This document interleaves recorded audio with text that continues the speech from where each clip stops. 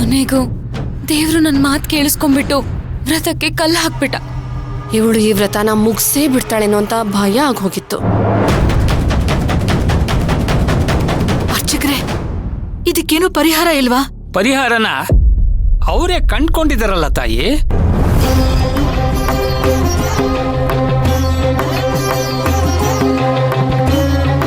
ವ್ರತನ ಅರ್ಧಕ್ಕೆ ನಿಲ್ಸಿದಿದ್ರೆ ಅಪಚಾರ ಆಗ್ತಿತ್ತು. ಆದ್ರೆ ಭಕ್ತಿ ಇದ್ದಾಳಲ್ಲ, ಅವಳು ವ್ರತನ ತಪ್ಪಿಸಿಲ್ಲ.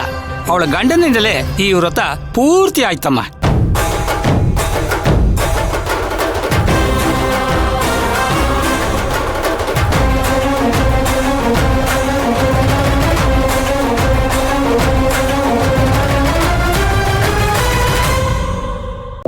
ಇದಕ್ಕೆ ದೈವಾನುಗ್ರಹ ಅನ್ನೋದು.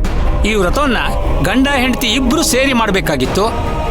ಆ ತಾಯಿ ಅನುಗ್ರಹದಿಂದ ಅದು ಈಗ ಪರಿಪೂರ್ಣವಾಗಿದೆ. ಆಗೋದಿಲ್ಲ, ಒಳ್ಳೇದಕ್ಕೆ ಅನ್ನೋ ಹಾಗಾಯ್ತು.